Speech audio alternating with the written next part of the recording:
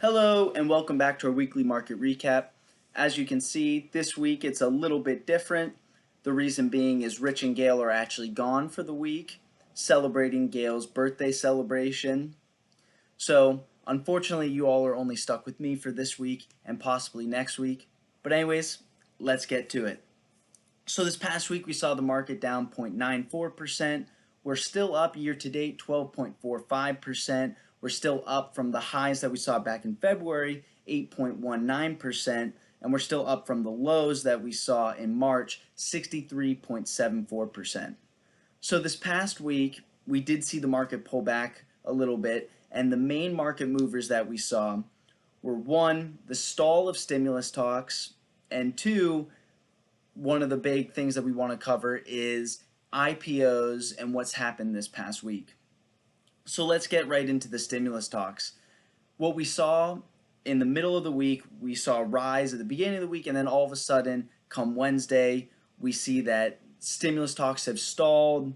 All the proposals are not where we thought they would be, and it's looking less likely that we're going to find something at least by the end of the year, and now even in January we're having some question as to whether or not we're going to get a stimulus. As we've talked about in many of our weekly market updates, the difference between Wall Street and Main Street is dramatic. However, with this news and not helping the Main Street economy, we did see the markets pull back, specifically around the reopening trade. So that's airlines, Carnival Cruises. So we saw that major pullback. But even in the tech space, so we were down across the board. No one on Wall Street liked hearing that stimulus is in question. So that explains the major pullback for the week.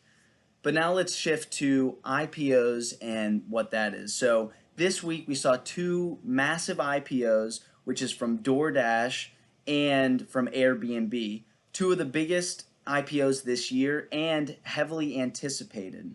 So what is an IPO?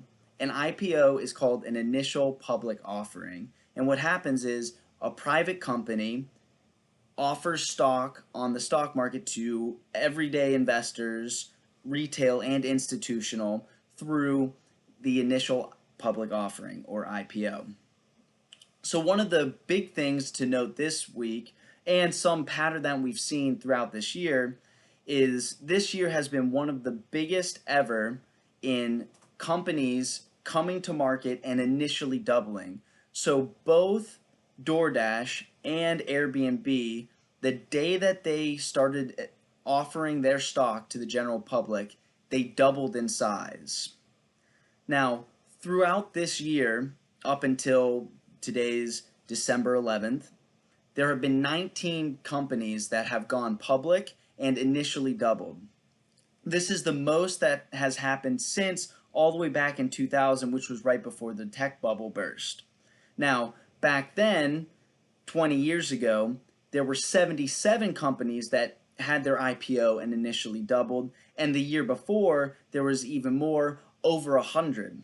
So we're not quite at that level of going public and doubling and seeing that bubble like we did back in 2000. But something that is really worth noting is back then, back in 1999 and 2000, the companies that were coming to market and doubling were relatively small market caps, and now the new ones that are coming to market, Airbnb, DoorDash, both of these companies had astronomically large market caps compared to those small tech companies back in 2000, and yet we're seeing these companies double.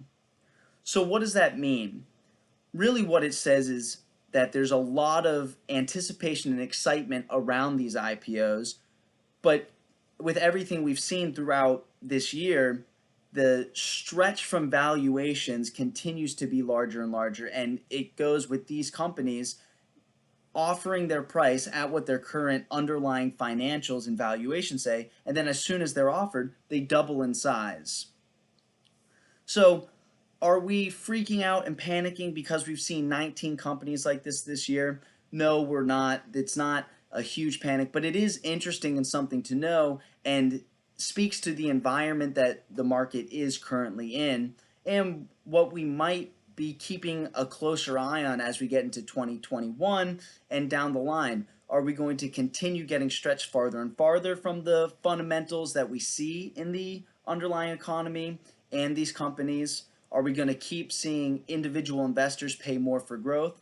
These are all some of the areas that we're focused on, and we thought with these two massive IPOs happening this week, it'd be really an interesting topic to cover with all.